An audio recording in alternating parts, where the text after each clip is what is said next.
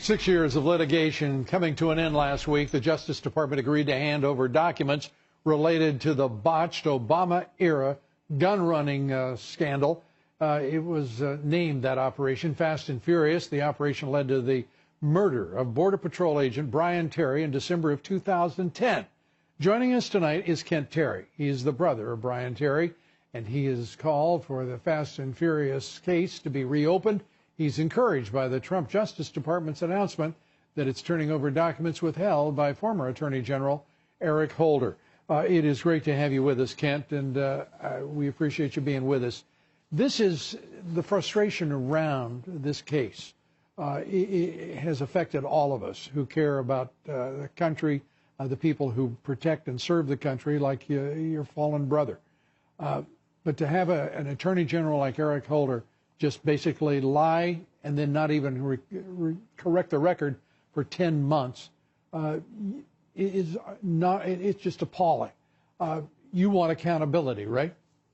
Yes, I want accountability for those that orchestrated it, that made sure these cartel members that are highly known criminals get weapons in their hands, and I think Sessions should go after these guys so it doesn't happen again.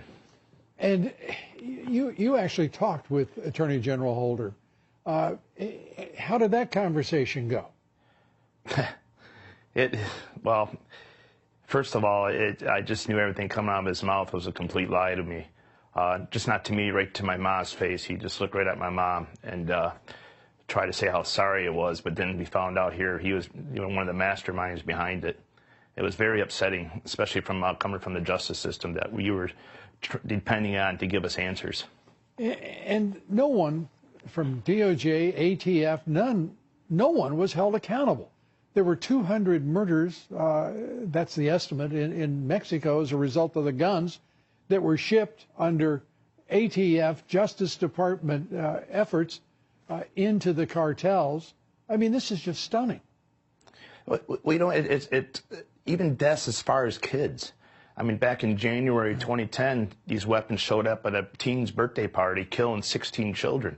I mean, and then they're being so hypocritical now, Holder and Obama, about pushing for stricter gun laws. We're here, they're the problem.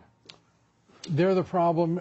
Are you confident that Attorney General Sessions, that the Trump Justice Department will move ahead? Yes, I believe that the Trump administration will move ahead on this. I met with Mr. Trump. He's a very sincere man. Like I said, he was very apologetic for what happened to my brother. Right. He was even apologizing for the previous administration, which he didn't have to do. But I believe it's going to move forward, and I just hope that the documents are not redacted. So that's a hope that is often not realized with these FOIA requests and what is proceeded. But with all these documents forward, your family, I mean, you have said you couldn't believe the language and the comments made in those emails released this past summer, which was amongst the most upsetting to you. Here I want justice for my brother, and for them to sit there and look at me in the face, say, "Oh, we're going to try to get you justice. We'll get you justice," and then turn around amongst each other and call me a nuisance. I mean, that was very upsetting. And not only that, they were talking about wiretapping. They were talking about they need to talk to more intelligent people within the family. It's just, it was very heartbreaking. It was very upsetting to me and my family. Well, a new president, a new direction for the country, and a new attorney general who we hope and pray for all our sakes, but especially yours, you and your family, who deserve justice on this this horrific crime. Kent Terry, we appreciate you being here and wish you all the very best. The White House has unveiled a plan to improve school safety in the wake of the Parkland shooting last month.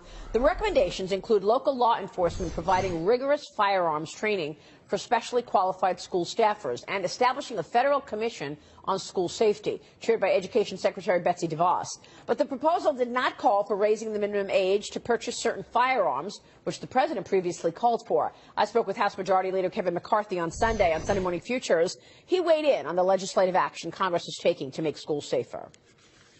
We need to start enforcing what we have, but more importantly, we need to make sure the background checks are updated, and that's the bill we passed in December, and now we're adding to it with Stop School Violence. And the bill we're passing this week, the Sandy Hook Promise, they endorse this bill as well. Do you want to see teachers armed?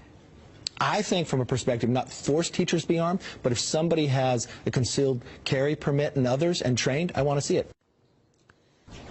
Joining us right now is Fox News senior judicial analyst Judge Andrew Napolitano. Judge, big to see you. Good morning. What's your take on this? Well, God, I've been arguing for years that no gun zones are killing zones. They are the most dangerous places on the planet, and they should not exist. The government should not be in a position to disarm us because the bad guys know it's like shooting fish in a barrel. The Las Vegas concert. Even though it's very easy to carry in Las Vegas, you can't carry a gun at the concert. The San Bernardino, California office building, the Orlando nightclub, all these school shootings are no gun zones. They should be called killing zones, and I'm in favor of getting rid of them. Now, listen, not every person that works in a school is emotionally or even physically capable of carrying a weapon and going through the training. You know how frequently you have to train. It's an expirable skill. You must train on a regular basis. But certain people, certain teachers, certain staff, certain coaches should be able to do that. In Parkland, that wonderful big teddy bear of a guy who saved students, the gym teacher, by throwing his body over them, he had a handgun at home, perfectly legal in Florida. He had a handgun at home? And yes, but he couldn't bring it to school. If he had it with him, with that level of courage, he would have been able to save more people. It only would have taken one shot. I didn't realize that he had a handgun at home. Yes.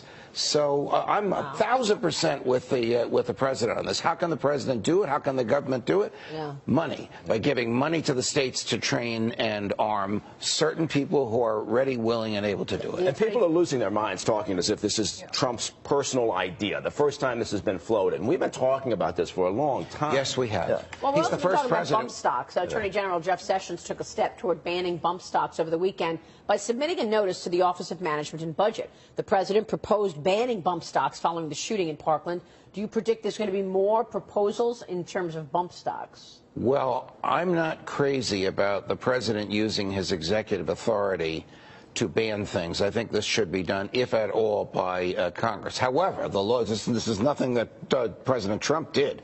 The law that it was when he became president allows him to redefine bump stocks so as to make them illegal. Now, I don't know if they can confiscate stocks that now exist. You'd probably have to pay people for them, the fair market value, because the Fifth Amendment prohibits a taking. But let me point out to you a paragraph in District of Columbia versus Heller, Justice Scalia's 5-4 opinion characterizing the right to keep and bear arms as a personal individual right.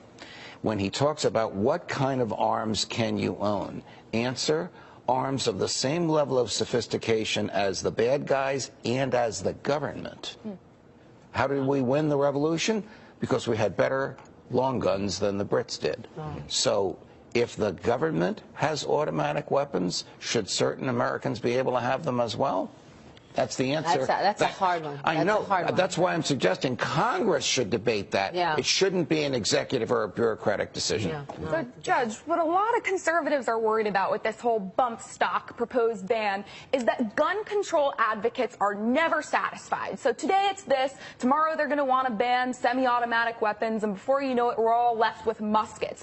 Do you think that this, proposal or this idea that Trump is considering could lead to more gun control in the future? I understand that argument, and of course I share that argument and often make it.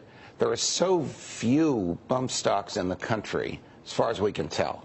I don't think that that will begin the slippery slope. I'm more interested in the academic argument. If the government can have this kind of weapon, and the government is taken over by bad people, and the bad people in the government want to confiscate our weapons from us, we need to have the same weapons with which to resist. Admittedly, this is an extreme circumstance that only happened in the United States once during the time of the Civil War. It's happened in Europe many times. I don't know where it's going to go, but there's no political support for bump stocks now. Judge, so it's a no-lose for the president. Judge, real quick, as it relates to regulating and overseeing weapons, is it become a federal issue or is it a state issue ultimately?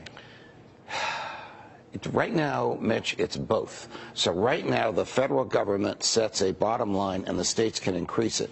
In my home state of New Jersey, all of these regulations that are being talked about as a result of the Parkland massacre already exist, because New Jersey is the most restrictive state in the union. So the states can't allow more freedom than the federal government permits, but they can restrict it. Let me switch gears, Judge, and ask you about this story on Zero Hedge this morning that's being tweeted around. This is from former CIA officer and whistleblower Kevin Shipp.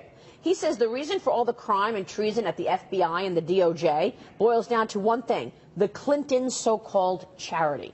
He is attacking the Clinton Foundation and the Clinton Global Initiative today, saying Hillary Clinton was running a secret server outside the Department of State for the purpose of laundering money through the criminal Clinton Foundation. He thinks this is going to end in indictments. I hope it ends in indictments. I believe that the Clinton Foundation is a criminal enterprise. You do. I don't have the facts that he does, because so much of this has been kept below the surface. But the anecdotal evidence of what she and he, Hillary and Bill, got away with would never really happen to anyone. In many, many states in which they collected tax refunds, they were not authorized to do so.